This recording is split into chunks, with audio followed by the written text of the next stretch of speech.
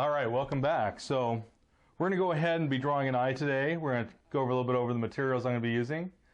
We're still going to be using the 5 pencils that I always use, the 4B, the 2B, the HB, the 2H, the 4H. So those 5 pencils we always use, we're definitely going to be using those. Okay, move these out of the way. There's going to be a couple of others where they're going to make an appearance because of the fact that graphite is shiny, so when we try to record it, it actually looks lighter than what it actually is if you view it under normal light and you're looking at it on the wall. So I'm going to add a 6B. So I'm going to have my 6B around. So this will be our darkest pencil. I'm also going to be using a little higher H pencil. I'm going to throw a 9H into the mix. Now usually I would have it be a 6H, which is fine. The 9H is really, really hard. It's the hardest and lightest pencil. You have to be very, very careful with this when you use it because it will really dig some furrows and gullies. But we're going to use this for what some people call polishing, but it's for getting real subtle, some subtlety in our drawing. So the 9H will also, so you can read it, the 9H will also be making an appearance. I'm going to be using our little retractable white eraser, so that's definitely going to be used for this drawing. I'm going to be using the kneaded eraser as far as that goes, and again we can just pull this apart, you know, and clean it and mold it and do whatever we need to with this kneaded eraser. So we're going to be using that. We're also going to be using this 3/4 inch soft watercolor brush. It's really nice to have. Again, if we need to do some blending, I might use that, maybe not, we'll see. And that'll be the materials we're going to be using. What we're going to be drawing is we're going to be drawing an eye. So we've got this drawing this photographic reference we're going to be using of an eye. There'll be reference that of the color photograph I'll put next to the image while we're drawing in the video, but this is the reference I'm going from, and I'll use the same reference and so you can see and work along with the video along with me. Now we've already talked about some of the structural things in the eye. That's a different video. Go ahead and review that if you've forgotten, but just some of the basic ideas is we're going to look for those 3 angles up above, 2 angles below. Now this is she's got this person, and this is a gal, and her eye is very much what people call an almond shape. So you can almost break the lower lid into 3 angles as well, and that's fine. But the idea is that the highest point of this is over here, and the lowest point of this is over here. It's not symmetrical. It's not a true almond. So when people say almond-shaped eyes, this is what they mean. But obviously it's not exactly like an almond. It's just reminiscent of one. We have the angle from the tear duct to the corner, so there's an angle to that. We want to look for that. We've got, again, at least 2 angles below, and I could break this down into 2 angles, or I could just break it down into 3, because this is almost as curved as the top, not quite, but almost. And that's a little bit because we're looking a little bit above her eye is a little bit up here, which when you get above the eye, the bottom lid looks more and more and more curved. We also have, of course, the sclera, which is never truly white, as we can see in this black and white photograph here. And we have the sclera, which is the white part of the eye. We have, you know, of course, the iris, which is the colored part, the pupil.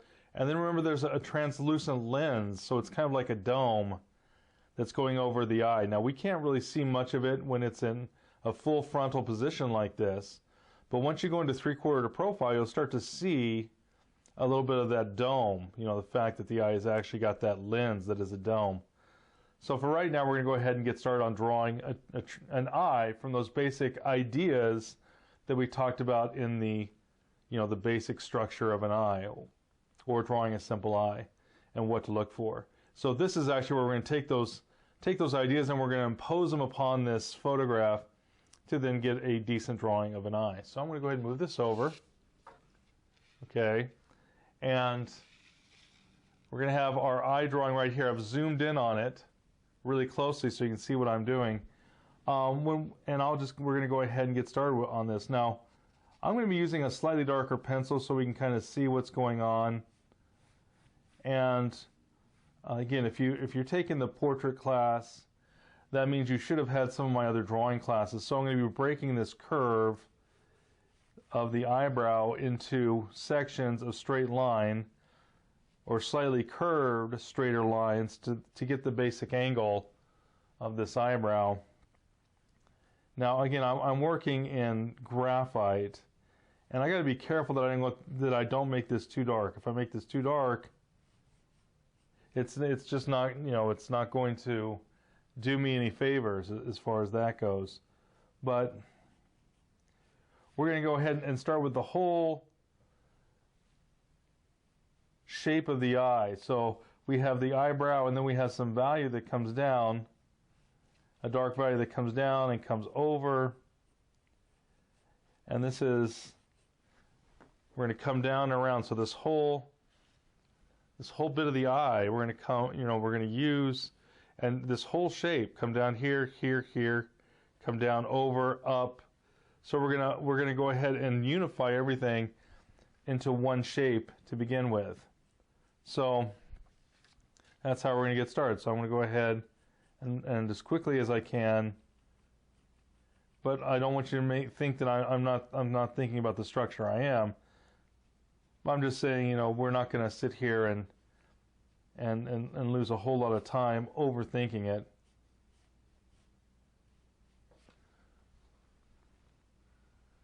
And again, we're putting this down. Now again, this is a little darker than I would normally draw this. Okay.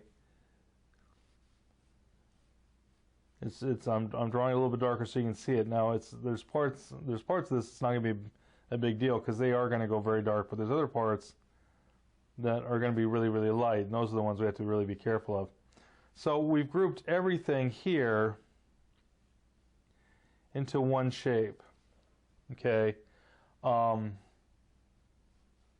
Once I've got, and this would actually come in here and connect here, so it comes here, around here, down around there, over, over, over, up, on through the eyebrow. And what this is going to look very, very much like a sort of a poster. You're going to squint your eye and try to look for the shapes as much as possible. So for this eye, we're going to start here with the keystone shape or the trapezoid shape for the tear duct, and then we're going to have where this eye comes up. Now this is the greatest lift through the eye. It lifts up, and it reaches the highest point of that arc right here, and then we change direction to that second angle that hits to about here, and then we come through with a third angle, and it comes into the corner. And when it's rounded, it's going to give us this nice up the most here, then over a little bit, and then down. Okay, so those are our three angles. Now I went ahead and kept it round because I'm not doing a demo. We're trying to actually draw this eye. We then have the lower lid, and that lower lid comes down through here, rounds around the eyeball, and goes over here into the corner, or completes the basic outline of the eye into the tear duct. So we've got that. Now this is the lower lid portion. Again, we have to be very careful of this because if it goes too dark, now this is just our outline or our contour drawing, that's the correct term, of this eye. And so this is, it's going to be fairly graphic, like a poster. It's going to be very clean design, as some people would say. So when I say graphic, I mean like what we used to do in graphic design, or something done in like Illustrator or vector programs. Just something very clean, something very easily recognizable. Now we're going to start to see a little bit towards the corner, a little bit of the thickness of this eye. Remember, our eye, where we're seeing this is somewhere right about through here. Okay, so we're above, our eye is above the eye. So this, remember, we're dealing with perspective, and because our eye is above the eye a little bit, we're not seeing really too much of the top lid. If I was looking straight into the eye, I'd be able to see that top lid, but this I cannot. So that's because of the perspective, the view, or POV, point of view, for those that have, you know, trained with people that use that term a lot, and it's a valid one, because it's all dealing with perspective. How am I seeing the thing? Okay, so this is the tear duct. There's also part of the muscle membrane sometimes that you'll see near that tear duct. This person has a little bit of it showing, not a ton, but a little bit of that muscle.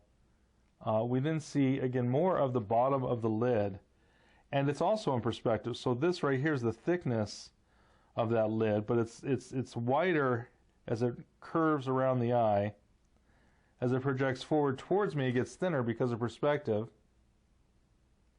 because now it's coming out towards me and slightly down and away, and then as it comes back, it gets a little thicker again. So again, that perspective, as it gets thinner as it comes out towards me and gets thinner as it comes back in.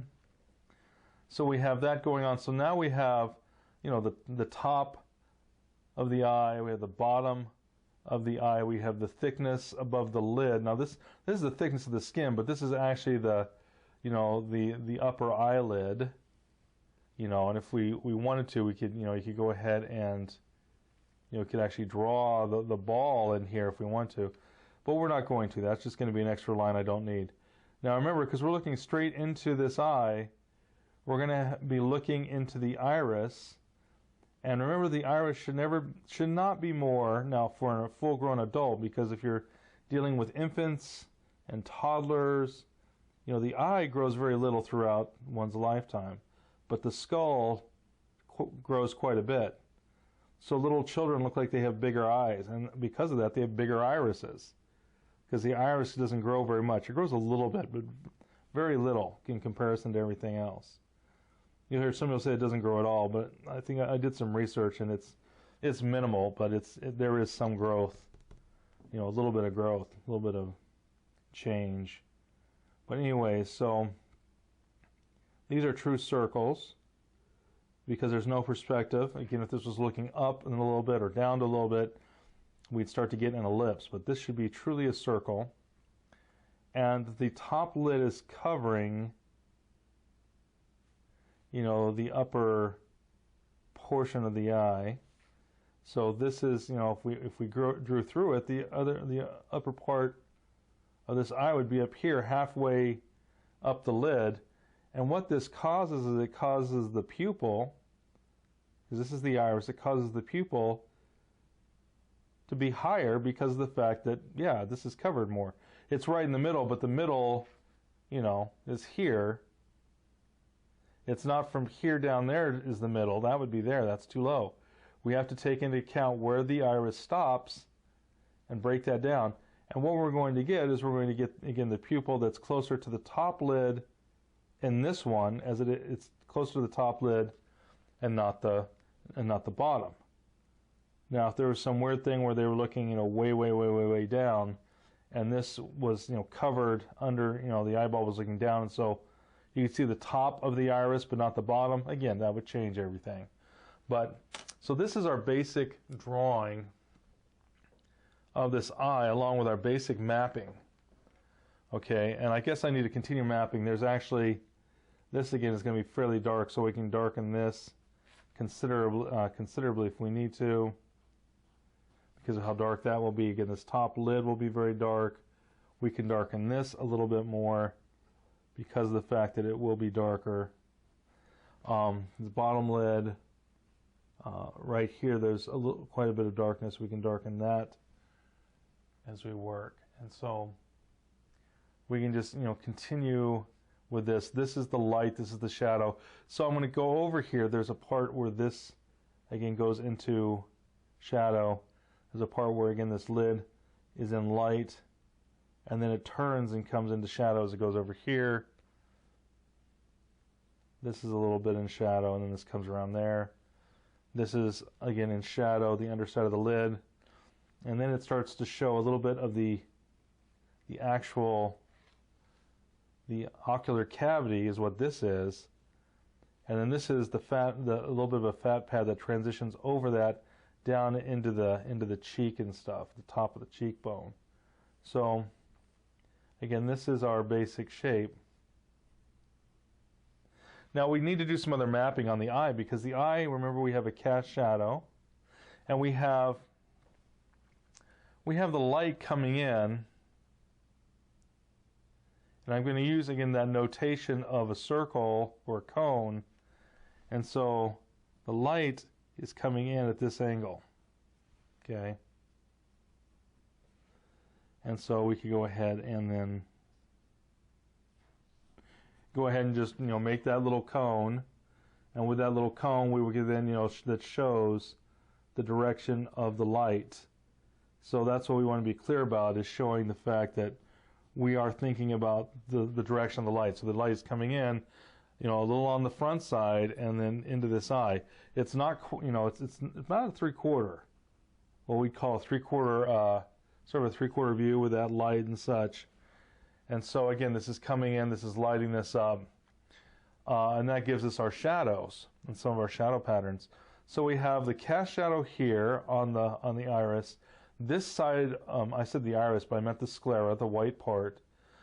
This part of the white part of the eye, the sclera, is again is lit, and then this side of the sclera is in shadow. And then this all in here is in shadow, and there's just a highlight here, and there's a highlight in the eye. There's even quite a bit of shadow along the ridge of the lower lid. So we have a portion of this that again goes into shadow here. That's very important as it goes into shadow there. This goes again into shadow. There's like dark halftone, and then this goes into shadow right through here, and then it comes out into light. So there's a couple of little notations here. So we're going to go ahead and shade this, and so so now we've got this nice graphic drawing, but it's going to get more graphic now. We're going to go ahead and put in one value. This is just like we did with drawing spheres and things like that. This is going to be the lightest part of the shadow. So we're going to go ahead. Now, some people will say, well, make this uniform. Well, I'm going to change a little bit so I have some notation, because I don't want to have to redraw anything that I've already done. So mine's going to be a little bit sort of a variation of the dark, so at least I have a little bit more preserved of the drawing that I've done. With graphite, this is a better idea to work this way. In charcoal, you kind of have to lose the drawing and reestablish it, and then lose it and reestablish it, and so it's not near as problematic. But again, with graphite, the less we have to erase, the better in certain ways. And again, we're not going to be doing, this isn't a hyper realistic eye. This is just the basic form shadows that are going to be placed and imposed upon the eye to give it a feeling of depth. So everything that's dark goes dark. Now, you could say, well, wait a minute, that eyebrow is going to have some light on it. The eyebrow is going to have form shadows, and it does, but it's so dark, I'm going to go ahead and I'm going to blank it out for right now. In other words, I'm going to darken, I'm going to push it in with the darks. But I am going to leave this edge so it doesn't, so as I bring this down, it doesn't obscure and dissolve, so I don't have to redraw the eyebrow again.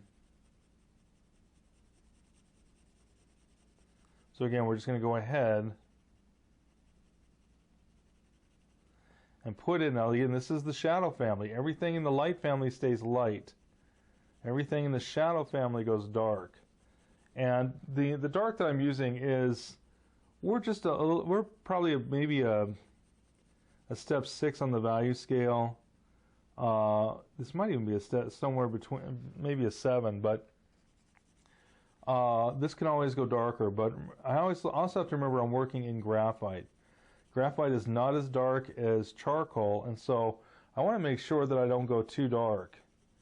With charcoal, you have a greater range, and so you can punch in those darker values. And we're going to do the same thing with graphite, but it's just a much more limited range. So we're going to start this lighter than I would if this was a charcoal drawing. But hopefully you can still see that everything that's in shadow has now been placed in shadow. And it's, again, looks very, very, very graphic, but it's a very good, it's our foundation on which we're going to create our drawing. Now, I could take 3 times as much time and get in there with a 9H and really blend this down, but not blend it, pardon me, but take out all the light little bits, the texture. Remember, we talked about doing that on some of the different drawings. But to save a little time, I'm just going to go ahead and brush this in. Okay. Now, when you do that, it also darkens the value. Okay. So we went ahead and did that. I think I'm going to maybe check. I'm going to see if I can lighten some of this a little bit. So I've rolled my eraser up, this kneaded eraser, into like a little cylinder. And what I can do is I can just roll it over there. Whoops, that's not flat. See what that just did there? That's all right. So there's a couple places I think just got a little bit out of control. And I say, well, now it's splotchy, and it is a little bit. But I can go in there with this brush, and again, soften that down. And that's all I want to do. Okay, so now I'm going to take a clean eraser. I'm going to pinch out a blade, and I'm going to go ahead and try to. There's some of these where they got, I blew out the whites as far as that goes, and so I want to come in here and reestablish those lights because they are important. That we have, like, everything that's in the light family is light. The lightest we can go. We're not going to. So this is the first bit of the drawing, is we're going to make sure that everything that is in the light stay light and everything in the shadows stay dark. Remember, that's the most important thing whenever we draw, that the light stuff stays light and the dark stuff stays dark. So there we go. We've done that so far. So what we're going to go ahead and do now is we're going to come back in here and we're going to start to shade.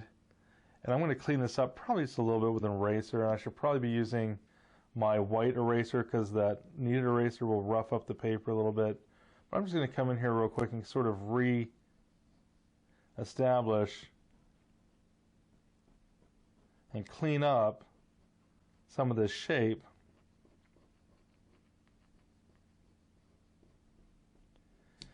Especially where it is going to be very, very clean. I've got also this little blender that's the makeup brush. I'm going to use this. Drafting brushes are nice. It's a way of cleaning up your drawing so the drawing doesn't get, have all those crumbles on it. This works too. But so this little makeup brush, I'm using it a lot like there was a little crumble there I was trying to do. I can use it like a drafting brush. A drafting brush is just a big, huge, long brush, and you can dust away graphite dust and particles from erasers and all that sort of stuff. And it just keeps everything really nice and clean. And so they're a good thing to have. If you don't have one, well, you can use a makeup brush. I could even use a 1-inch, watercolor brush and just use that instead. All right, we're back. So again, we went ahead and just darkened everything that's going to be in the shadows, left light, white or light, anything that's going to be in the light family. Obviously, things are going to go darker from here. With graphite, we always darken, starting off lighter and then go darker. So it'll go darker in the shadows, and it's, of course, as the shadows go darker, we're going to put in the middle values and stuff, light values, highlight, all that good stuff. I'm going to go ahead and got a piece of tissue here I just grabbed. That also can clear off your drawing very quickly. I think it'd probably make more sense. We're actually going to go in here now. We're going to play with the shadows, and we're going to go ahead and start off. And I've got a 4B pencil. So I did all this drawing before very lightly with a 4B pencil. I'd probably encourage you guys to use an HB unless you're very, very comfortable with your pencils, so it doesn't get too dark too quickly, because we don't want the eye to start to feel like, you know, it's just too dark, or that it's in a closet or something. I'm going to go ahead and darken for our occlusion shadows. So again, those occlusion shadows are where things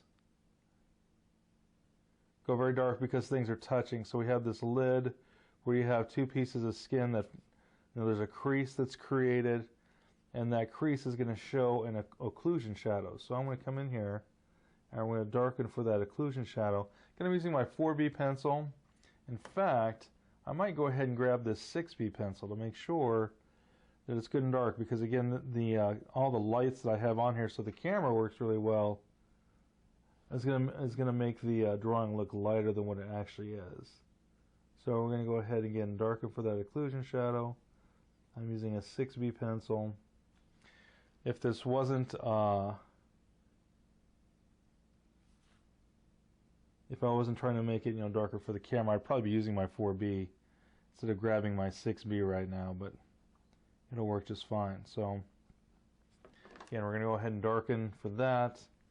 That's where the skin touches. We're also going to go ahead and darken a little bit. Now again, this is going to be just the idea of an eye. This is not going to be, we're going to get enough so you get the idea of it. So, you know, just like we did with any of the other drawings that you've done with me, we get them enough where we're like, yeah, okay, that looks like the object. But if I was going to finish it and keep rendering it or keep polishing it to some, you know, make it look better and better and better, I would spend, you know, a couple more hours. Usually with H pencils, that's where you're kind of really filling it in, and if there's any sort of little details that you want to you want to really clarify, you're going to be using your H pencils and really playing just with edges and little subtle things like that. And that's what you're going to be doing for, you know, you might spend another couple hours just to finish it up.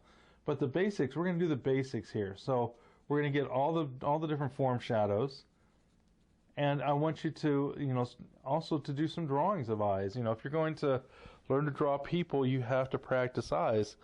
And in fact, I would tell you go ahead and, you know, to get into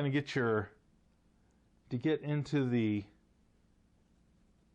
groove, if you will, or to get used to drawing eyes, draw 10, 20 eyes. You know, by doing that, you'll start to get much better at drawing eyes. It's really about, and the same thing, I don't want you just watching this. You need to grab some paper, grab the reference, or grab a different eye, and then draw that eye while you're listening to this, maybe glancing back and forth. If there's something really radical, stop the video, go back, rewind it, check it again, watch it.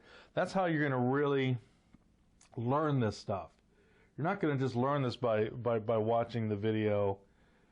You're going to have to do it.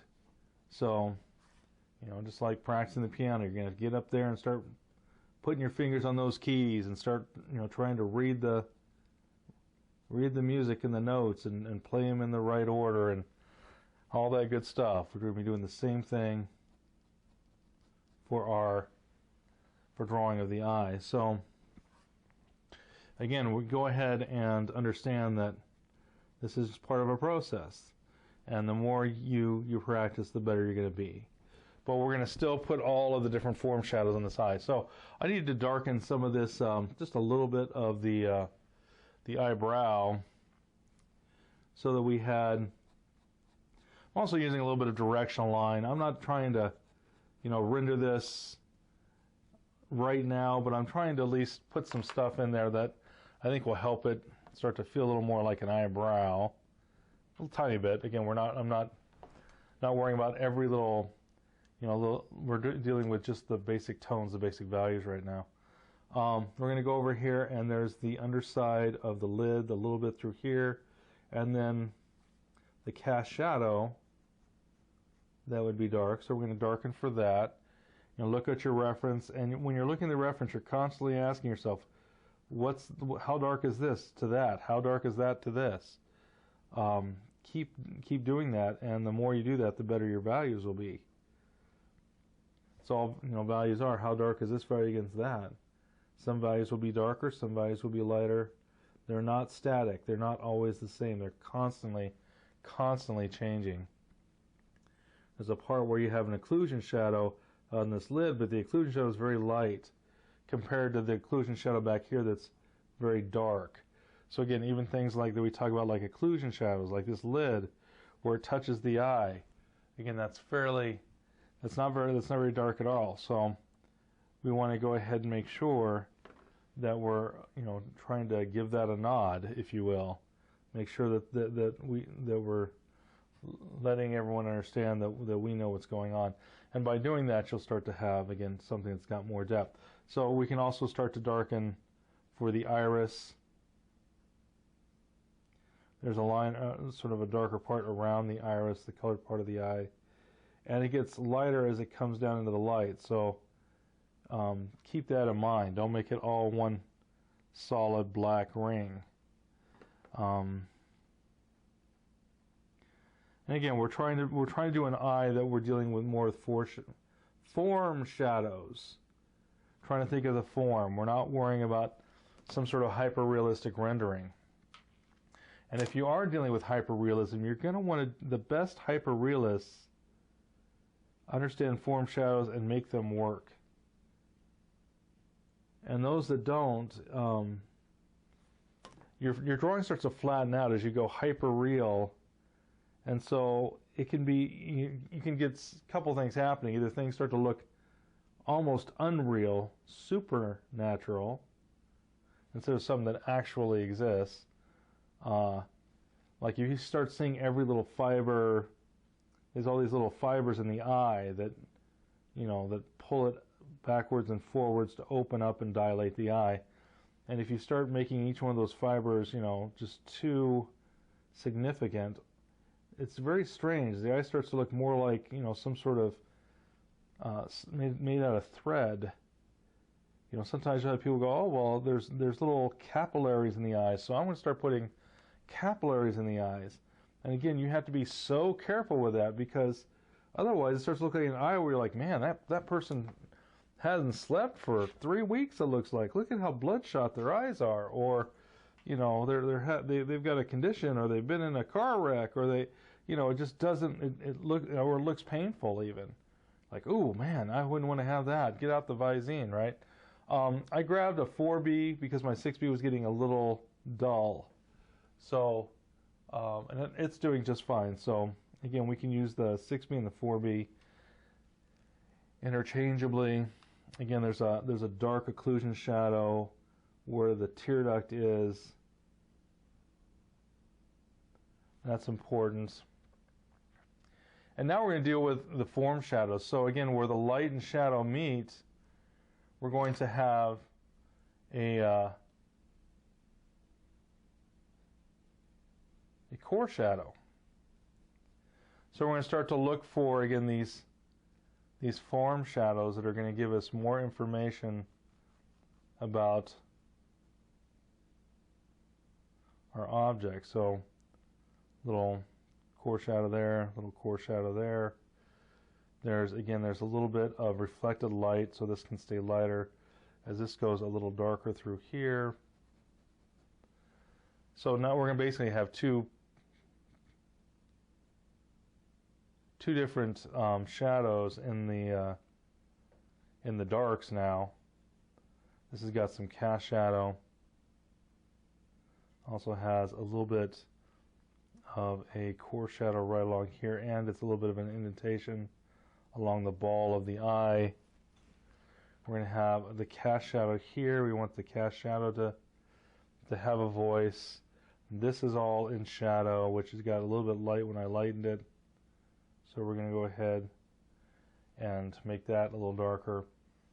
And we have the tear duct, which is darker. Okay.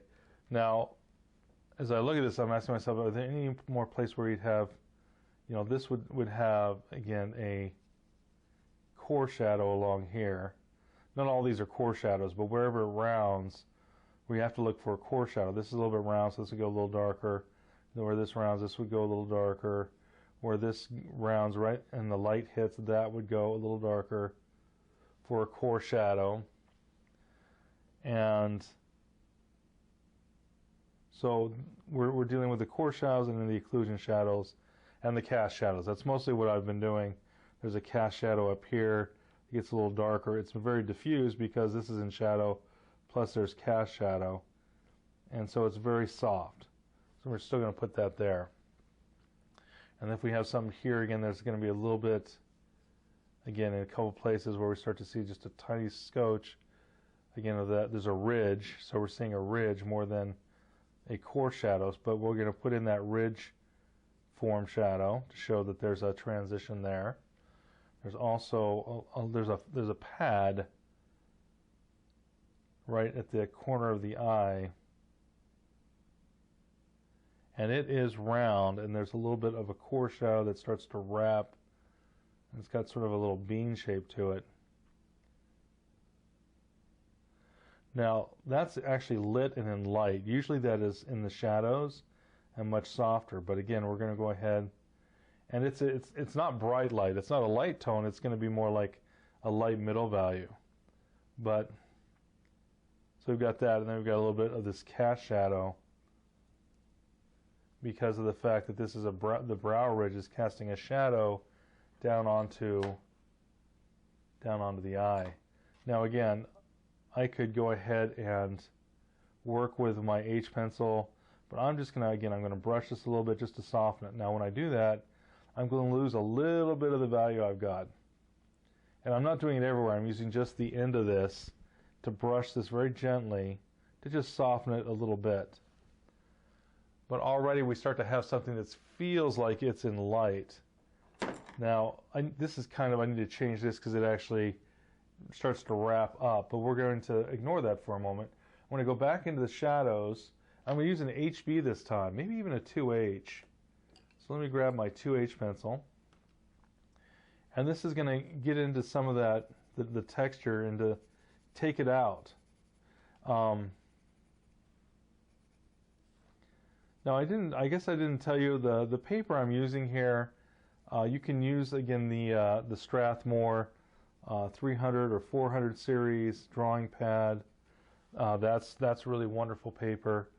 You could also use other papers like you have Bristol board. You could use the vellum surface Bristol board. That's 100 pound, and it's a little nicer to work with when you're dealing with textures and if you're doing portraits and features and stuff.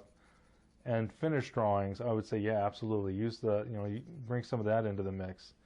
And that's kind of what I'm using. I'm using more of a Bristol board right now. And what I'm doing is I'm coming into the shadows, and I'm trying to strengthen the core shadow, but then I'm also going to put in the dark tones. So we've got the reflected light is that lightest shadow that we put down, and the dark tones are going to be between there. They won't be as dark as the core shadow. They won't be as light as the reflected light. And I'm going to start to, as I take my eyes out of focus and look for the values, what are they? And the closer I can get to those values, the better off my drawing will be. This reflected light, actually, this is supposed to be in shadow too. That's way too light. So I'm only using my 2H pencil. I'm probably going to have to grab an HB, which I'm going to do right now, because since I'm thinking about it. And this has to be much darker. I think a 2B will be even better. That HB isn't doing what I want. So, just like I tell you guys, if it's not doing what you want, grab a lighter pencil or darker pencil. With this, I wanted to go darker, so I went ahead and I grabbed, the darker pencil. And again, I'm just pushing this down. And again, I do want to be careful. I don't want to get this too dark too quickly. But again, we're going ahead and I'm going to darken some of that reflected light. I think I can go ahead and, this right through here, where it starts to pick up a little bit of the ocular cavity and the glabella, that ridge that then goes into the transitions onto and near the eyebrow. There's sort of a transition shape, and then there's a sharpening of that. So there's a softer edge and a sharper edge. I'm erasing it for that sharper edge. And I'm going to come over here and I'm going to make a gradation for that, with the gradation I'm going to make that a little softer. So we are thinking about edges. I'm not hyper focused on them right now. There's also there's a ridge where this is picking up.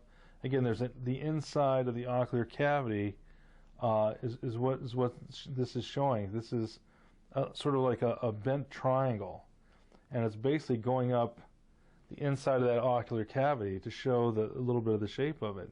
So there's little stuff like that. That's why this little bit of reflected light right here, just past that eyelid, is so important, because it gives you that, between this and this, we can start to feel the roundness of that area. This also comes down, and there's this is a gathering point of the musculature, and the way the muscle and fat wraps. There's an overlap. There's a slight where this bumps out here, and then it goes flat right through here, and it goes a little darker, and it kind of curves along this reflected light just a little bit, and it's showing where this is again picking up part of that ridge, and then also the attachment of, and a little bit more of the fat under here that creates this. There's a lot of subtle architecture in the eye, and we're just trying to give it a nod as we're drawing this. Again, with this you've got this 2B, right? Gotcha. I'm going to come back to the 2H. I'm going to come into the eyebrow just a little bit. And again, the eyebrow, I'm not going to do a ton with the eyebrow. We're not going to sit here and deal with that for right now. I mean, there's enough where we can. Eyebrows are fun because you can get in here with. You got to be careful, because if they're too dark, well then we've messed it up. But you can start to create the rhythms by making and using directional line, like short strokes, which is what the way the eyebrow grows, is in these short little, and so you can actually start to show off some of the the little hairs that make up the eyebrow, and that can be very, very effective for the artist. I just brushed that because it was just a little too much texture in there. It also lightened it, which is kind of nice, because I can come back in. This is a 2B pencil, and I can start to make some of that. There's lighter shapes and darker shapes. It's not just one solid sort of shape. Well, we can start to create some of these wonderful. If you look at the hair, the way the hair grows, there's patterns of dark to light, and again, these things will start to help us to create something that starts to look like it has some of the same textures and some of the same values and some of the same details, as people like to call it, of that eyebrow. Okay, so now what we're going to do is we're also going to come in here again. I've got a 2B pencil once again, and I switched it out. I think I had the HB just a minute ago. So I'm just constantly, but I'm still working in the shadows. We haven't come into the lights yet. This reflected light right above the lid was too bright, and so I'm making that a little darker. I'm also going to strengthen, I think, just a little bit of that. Now maybe that's a little bit too much, but so I'm going to come over here. This got a little too dark through there, so I'm going to go ahead and all I'm doing is I'm pouncing it with my eraser so I can pull some of that out. I just pinched out a blade on here, a rounded blade, and I pulled some out. I could put some back in.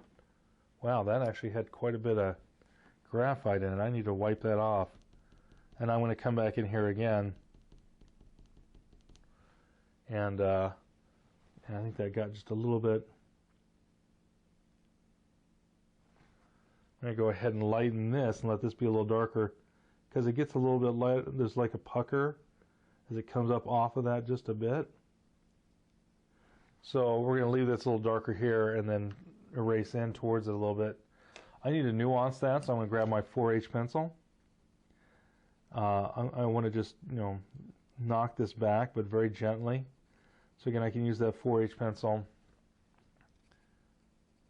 And again, as this is darker, and this is lighter, that implies that there is a little bit of a pucker of the skin. And again, we're not going to worry a ton about that just right now, but there's going to be a point at which we're going to deal a lot more with that.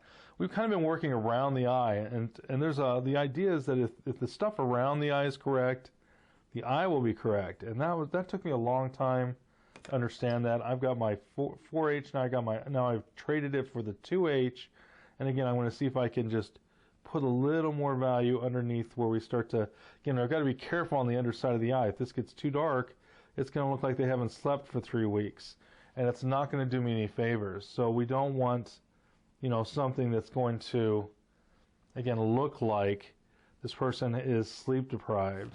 That's not, unless the person is sleep deprived, and then we would, if we're doing an illustration of someone who hasn't slept, well then all right, that's what we're doing. That's the name of the game. But otherwise, if we're trying to do a portrait, then we want the person to not seem like they're falling asleep, or should, or whatever. Then we want to go ahead and be very careful how dark we make that. So got to make sure that the bottom of that underneath the lid doesn't get too dark. And so that's what I'm really trying to focus on right now. Again, I've got this. I'm going to grab, I said I had my 2H, but I was like, man, this is dark. Why is this so dark? It was a 2B. So I went ahead and I grabbed my 2H, put down that 2B, because it was just getting too dark too quickly. So again, look at what's happening on your paper. Don't just always trust in what, because I thought I had one thing going on and I didn't at all. And so, it's not a bad thing to just double check. And so I double checked. Oh, well, that's not what I wanted. And I changed it. No big deal. So I'm going to come in here. Now again, I think this is getting a little too dark. I'm going to go ahead and wipe my little brush with this Kleenex real quick. And then I'm going to come in here and see if I can just, again, slightly soften this a little bit. It'll also lighten it a little bit. Which again, you can use this as a subtle eraser. And once I've stroked it again, it's game over. You're going to be using the tool because you've changed the drawing.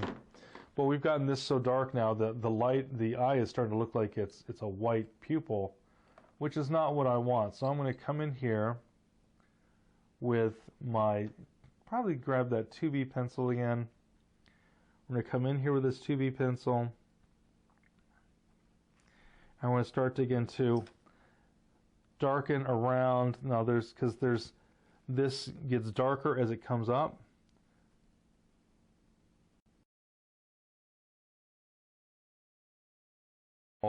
In general, way too light. And I can actually use these almost look, like they're radiating from the pupil. This just is supposed to represent some of those strands, those fibers I talked about that open and close the eye. So I'm not ignoring that, but I'm using the stroke that I use is trying to indicate some of what's going on in the eye. But at the same time, again, I'm not losing sleep over it. I'm not going to sit there and try to detail every little bit. This is not about photorealism. This is just how to get an eye that's going to look like an eye. And the way it's going to look like an eye is if it has the form shadows and if it has the value relationship. So that's all we're working on this one, is to get those values right, the relationships right. And if we do that, we're going to have something that's going to start to look like this eye. And it's pretty exciting when that starts to happen. And again, there's a big thing with there's a lot of rendering you see going on on YouTube and stuff. And again, rendering has its own pitfalls. Again, if you start over rendering stuff, it starts looking, I've seen people's eyes that are just, they almost look like something off of some sort of zombie apocalypse movie or something. Where the texture is so much and the stroke is so much and so harsh that it doesn't look human. It looks weird and bizarre. And so in the beginning, as a beginning artist, and I certainly understand this because there was a time when, same thing. Ooh, realism, hyperrealism, photorealism, yay! And what you learn very quickly is, if you train, and any halfway decent, well-trained illustrator or well-trained artist in college can do photorealism, after 3 years to 4 years. That's not a big deal. And once you learn to render, then you're like, and now what? Well, then usually people will go for a search for their style, for their voice, and that's usually kind of where the magic happens. But rendering is not, it's, to the novice or to people that aren't familiar with art, it can seem like, wow, that's almost unworldly. How can people do that? Whereas those in the industry are like, and well, what else? Is there anything else to be said?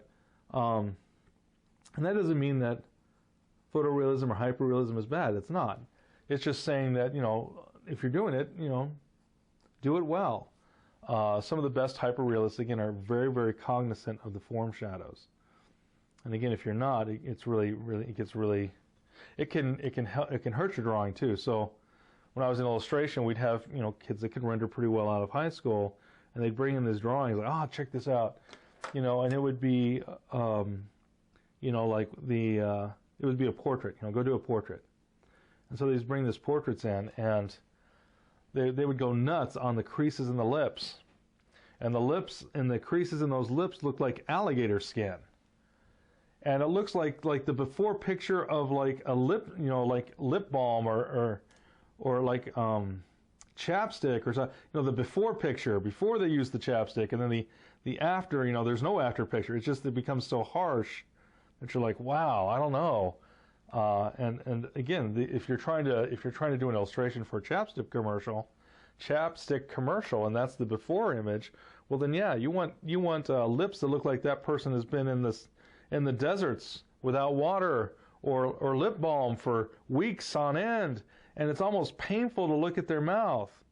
And that's what some of these mouths look like. But of course the kids are beaming because they're so proud they did it, and it's a good thing that they were able to render. It's a bad thing they didn't think enough about the rendering to understand that it wasn't, unless that was their point, and most of them that was not. They were trying to do just a really nice portrait. That the lips you couldn't quit looking at the lips because they looked like they're about to bleed. You're just waiting for the blood to start gushing. And so again, you want to be careful of that. Again, some of the best photorealists, they're aware of that. When to pull back on a texture and when to push it, and for why are you doing it? What's your reason? Why are you putting that texture down? And is it important or is it not? When people do portraits again that are hyper real, if you're not careful, the rendering of the hair starts to feel like the person has a hair of, it's like a Brillo pad or something, and you get a feeling of dread that if you tried to stroke that person's hair, you'd pull back a bloody stump, and that's probably not the thing you want. So a lot of hyperrealists will play down the texture of the hair. They'll soften the edges. They'll make it much softer. So again, it's knowing when to, it becomes expressive. Even though they're working in what some people would call photorealism, they're not. They're tweaking. They're tweaking things. They're changing things. And that's why if you know what you're doing, a photoreal drawing done by an artist can be far more moving and far more sophisticated than the one from someone with a camera and a whole lot of time and not afraid to take a few shots. It's just never going to have the same impact. So I was working mostly again with that 2H pencil. Again, I'm going into some of these areas, and I'm trying to get like a gradation in this cast shadow of the eye. Again, I have a 2H pencil. I'm using a finger swing. I'm going into trying to make a little bit of a gradation, darker in the corner, a little bit lighter as it comes out. Plus, this is supposed to be the lit side, so I have to be careful that it doesn't get too, that dark doesn't crawl around there far too much. And I was using, a combination of a 2H and an HB into this eye, so that it starts to, to darken some of the eye, so it looks more eye-like. Not a bad thing at all, right? So again, I'm going to go ahead and darken some of this pupil down. And this person has a very open pupil. They must have shot this with a long exposure. If you'd had a lot of lights on this person, they'd have a little tiny pupil because they dilate. Little things like that is something the portrait artists are always thinking about, because that defines how bright or how low the light source is. So again, usually, maybe you guys, I have no doubt you guys are much more on the ball than I ever was, but I didn't think about that kind of stuff. I just, I was just rendering what I was looking at. I was just, going through the motions as a young artist. And it wasn't until I got into college where they started saying, hey, you know, you need to, this really does have an impact. Even something as small as what's going on with that pupil. How is it dilated? Because that starts to describe the, you know, the lighting in the room, and that's not, you know, that's not unimportant. So again, I've got this 2B pencil. I've come up here onto the lid. Now the lid is really light. I think I'm going to change that 2B to a 2H so I have a little bit more control, because I'm going to go into the lights now. We're going to break out of the shadows and go into the lights. And this top lid, and probably because this is a gal, and probably because she has eyeshadow on, so I want to be careful that I don't overdo this, or it's going to lose the impact. It's going to start to go flat. But there's a little bit of light here, but not, you know, but this top lid is so dark, and part of it's because it's in, you know, it's underneath. This pokes out and this goes back in, so the eye is a little bit in a cave, and you need to, you know, make sure that, again, that's why this should not be as dark as this, because this is more in light. This is, again, in a cave a little bit, and so we want to be thinking about that. And in fact, I'm going to put down that 2H pencil. I'm going to grab a HB pencil, and we're going to come in here because we need the cast shadow. So there's this fold that folds under, and that casts a shadow down onto this lid, and it's really close to the crease, to that occlusion shadow. And so I want some of that, and I don't have enough of it just yet. I also don't have that occlusion shadow very clear, so I'm going to grab, again, my 4B pencil, and I'm going to redarken my occlusion shadow. I think it got blown out when I was using that brush and stuff to soften some things. So we're going to go ahead with that occlusion shadow, and then that occlusion shadow again has just a slightly lighter, but you know, it's still dark, but slightly lighter. That's a cast shadow that's on here.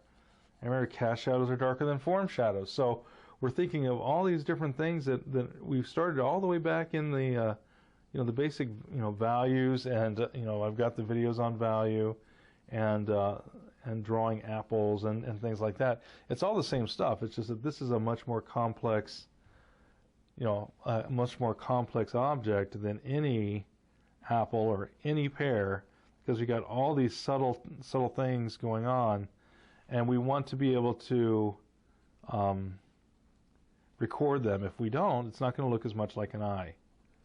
So again, I'm going to go over here. This is a little darker. It's supposed to be in shadow.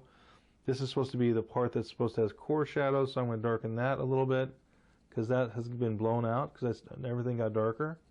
So that what was once dark now looks lighter. So I'm going to go ahead and get in there. And I think that's a 4B. It's going too dark too quickly, so I'm grabbed a 2B. I'm going to try to keep making a gradation. I'm making these little circles kind of with this finger swing as far as that goes. And I think that's just a little harsh, so I'm going to go ahead and I'm going to brush it ever so gently back there. Just a little bit. And then I'm going to go ahead and grab a 6B pencil, and we're going to get this 6B pencil, and we're going to get back into there, and we're going to darken that a little bit. We've also lost some of this through here. Again, with that brush, it took out some of the dark through there. Now, so that's really good, and this is starting to feel like this is dark enough, and this is starting to feel like that could be cast shadow. This has kind of gotten lost, so we're going to come over here, again, just a little bit more because for the core shadow, and this is our dark tones down here. So pretty good. I think we've lost a little bit of the darks along this eye through here. So I'm just going to go ahead and darken that a little bit. I think I'm going to grab an HB because I'm going to work on the sclera in shadow. Not an HB, but a 2H, I think, at the very least. I might even use a 4H. When I try to make a gradation going from here to here, using this 2H pencil, using my finger swing, and that's how we're going to make this. So we're just going to go ahead and we're just trying to make this a little darker, and we're going to probably leave this alone. Now there's a little bit of weird stuff happening here where there's some lights right along here that looks like we've got an irregular texture in the paper. So I'm just trying to kind of fill that in just a little bit. And using a very light swing, we're going to go ahead, again, we're trying to create the illusion of this getting just a little bit darker as this comes around the corner, getting a little bit darker still as it comes up here. And now, so this has got a little bit of a gradation. going to go ahead and hide all these pencils. Just had to move them over, get them out of the way.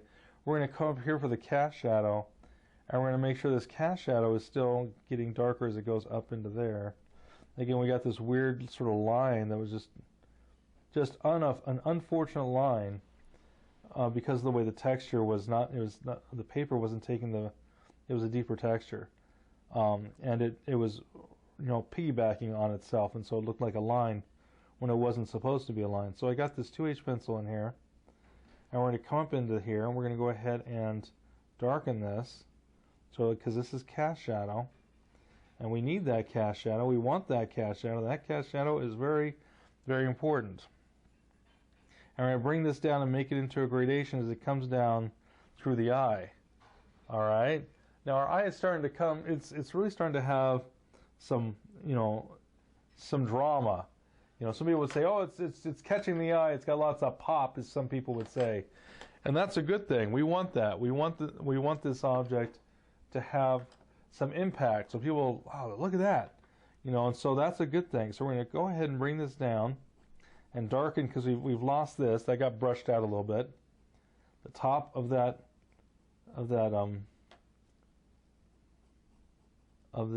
top of the eye.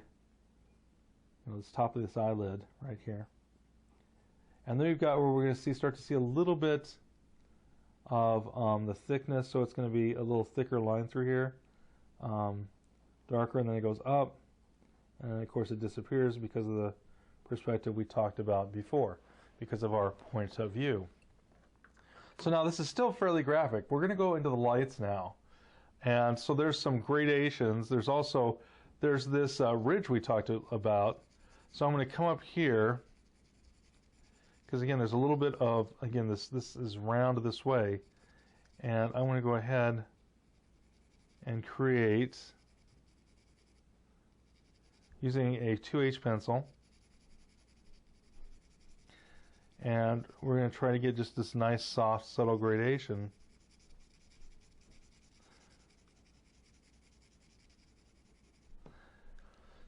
That's looking better. So we're starting to get a gradation through those lights, which is nice because, you know, now it's not going to look as flat. There's going to be a gradation of this through here coming up.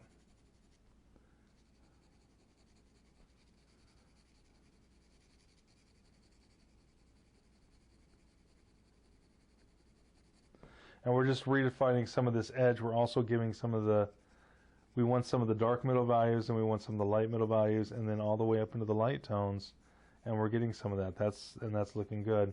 There's a little bit of a sort of a fat pad here that drops, so it's darker, and then this gets a little lighter, as this is mounded through here just a little bit. Not a ton, so we don't want to do that too harsh. It's gonna look kind of weird. But we're trying to, you know, think of the form, and that will you know help us to put on the correct form shadows.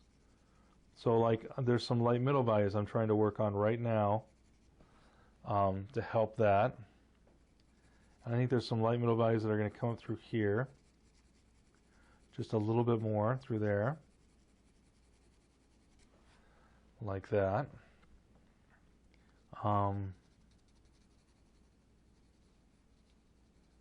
This is a little harsh through here, so I think we're going to just softly soften that just a scotch.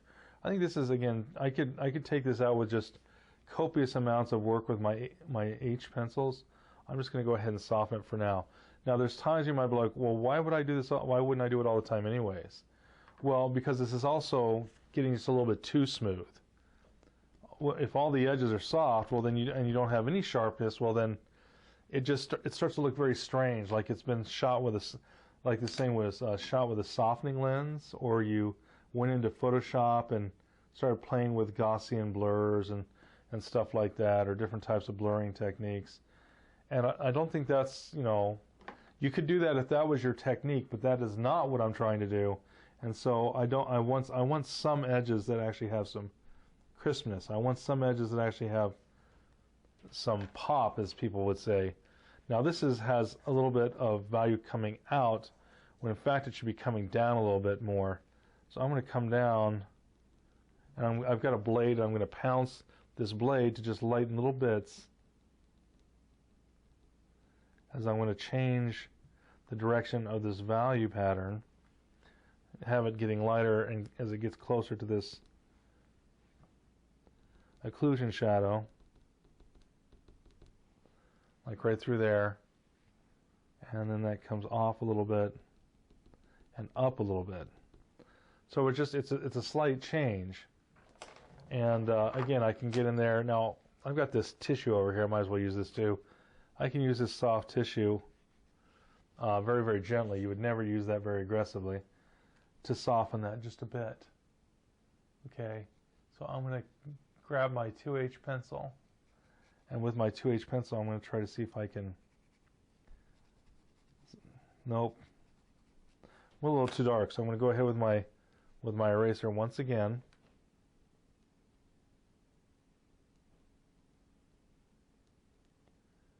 Lighten that up just a bit.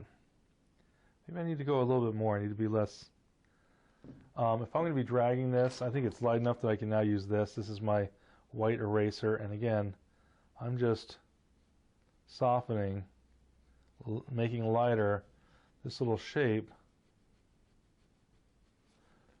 right down there along that. Take off that little bit of...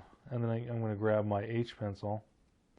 I'm going to go ahead and just soften this so it's a little... Like right now it looks like a highlight. And I'm just trying to soften it just a bit. So this comes up. This gets lighter, and then right next to it, it starts to get a little darker. So it's, again, it's real subtle stuff. And it's this subtle stuff that's going to help the other stuff. So I'm going to go ahead and maybe make this a little stronger so it's a little more clear what is actually happening. Hopefully it's clear what's actually happening. You know, go ahead and cross your fingers and all that good stuff. Yeah, I think that's looking better. Getting a little more of a gradation. Again, I think I can come in here a little bit with this, soften that a little bit, come over here a little bit, darken this so this looks lighter. This comes around here, it's going to get slightly darker. Again, it's all this subtlety. It's all this wonderful subtlety that really is going to make this eye look like an eye. It's going to, people are going to look and go, "Wow, how'd you do that?" You can go, "Well, I'm just that good." Or you can, it's up to you what you want to say. Or you can say, "Well, I have this class that I take and it's really cool and I'm learning all kinds of stuff. I appreciate that too. Getting the word out for me, letting people know what you like about the class. But again, whatever it is, it works. It's just having that, again, taking the time to create this drawing of this eye, and it's very soft. Now, this right here looks like it's the same value as that. It's not. This should be lighter than this. So I've been working on this to get that to work enough so that I can do the following. I'm going to come over here with a flat value using a 2H. I don't think the 2H is light enough. So I'm going to grab, I think I'll even grab my 9H. That way I know this is, so again, this is, this will start to flatten this out if I know how to use it. And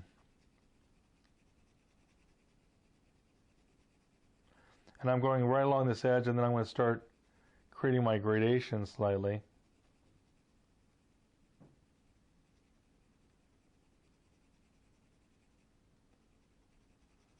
All right. And that knocks this back, so this is lighter. Again, this has to be also knocked back just a little bit. So again, it's a subtlety because this is not catching as much light as that. So it's just little bits like that that are going to really, again, help this drawing to really look like an eye. It's going to really help it to have some impact, as we might say. And I've got a 9H pencil, and again, I'm going over this just to slightly darken certain little bits, little parts, a little bit here, a little bit there, right? So just a little bit of a gradation. I'm going to bring this around just a little bit, And this gets slightly darker, just a little bit darker there. And again, this is starting to look like this is wrapping around this eye. Again, this needs to have a gradation, darker down here, getting lighter as it comes up. That was a bit of eraser that was there that got pushed aside when I started to create the value. So again, this is a little darker, and as it comes up, it's getting a little lighter. So again, little subtle things. So first I was trying to make this look round, and now I'm darkening it, the whole thing, so this looks lighter than this little area. So this is, again, what really, this is the hardest part. Sometimes when we're doing eyes, we're like, oh, I want to get in the iris, and I want to just make it look like so beautiful that it brings tears to people's eyes. And that's really good, that you want to do that, and everyone wants to do that. But what you don't want to do is ignore all the important stuff that's happening around the eye, because it's the stuff around the eye that's really going to make the eye look great. It's really going to, it's worth your while, it's worth your time. It's where the magic is really going to happen. And so, don't ignore it. Don't think it's not important. I'm pushing some of those light middle values up a little bit. Get a little more of a gradation. A little more of a gradation, a little more of a gradation. And I said we weren't doing like photorealism or something, and I got to keep that in mind, because I don't want to turn this into like a 4-hour video of me rendering this eye. I wanted to keep this around an hour, hour and a half, maybe 2 hours tops. But again, we're going to come back into these shadows a little bit and work some of our magic, as we like to say. There's a little bit of an overlap. This overlaps the back of this, and so I'm going to bring this value over, and this is, again, an overlapping plane, and that's very important. Just a little bit of that becomes very, very important to what's happening here with our drawing.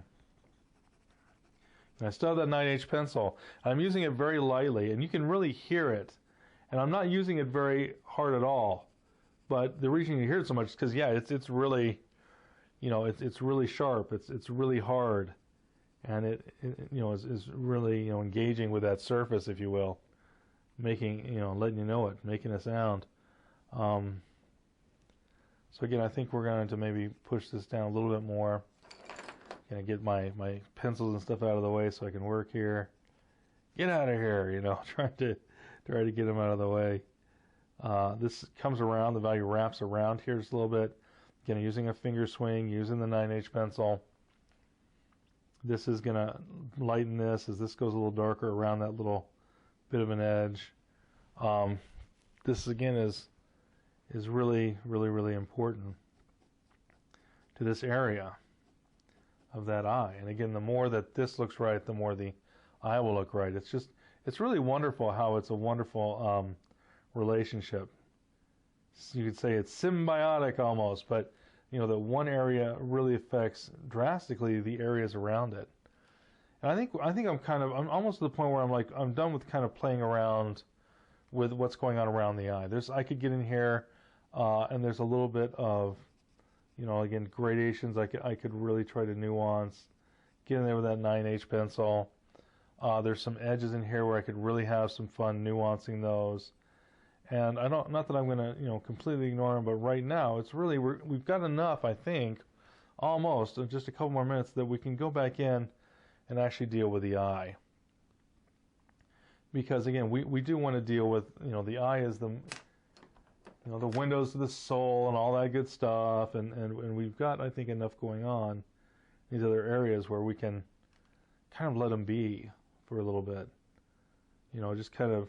And again, if this was some wonderful portrait, well then no, I'd probably go ahead and play with some edge work, really play with some of more of the gradations through here, using mostly the H pencils to get back in there and really make it sing, as some people might say. Why not? And so yeah, I would do some of that, absolutely. I just grabbed an HB pencil to darken that a little bit. This is showing a little bit of the underside of the lid as it wraps the ball of the eye. Again, making sure that we can feel that this eyeball is round is 95% of the battle.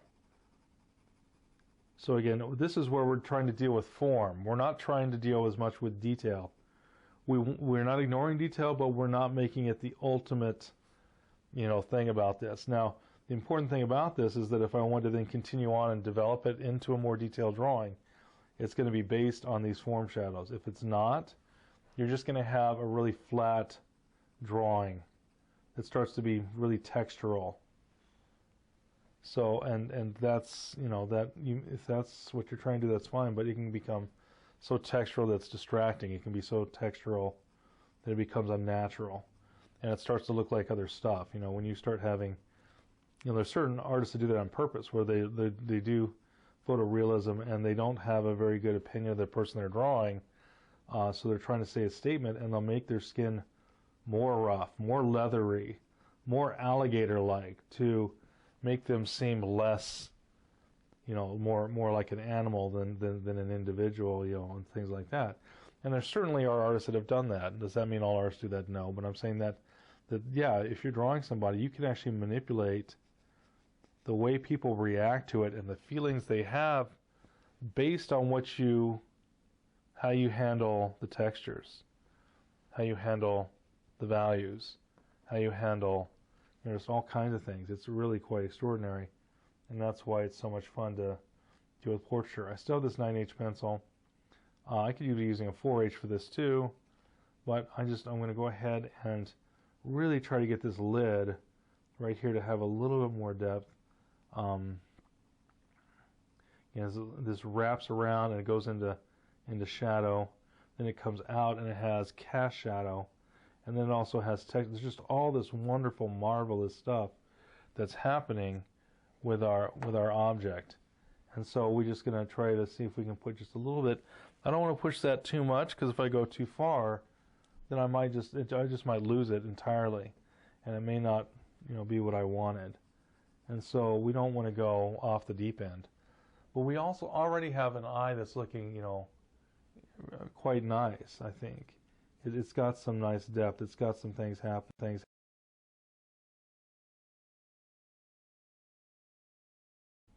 We're going to come back in a minute.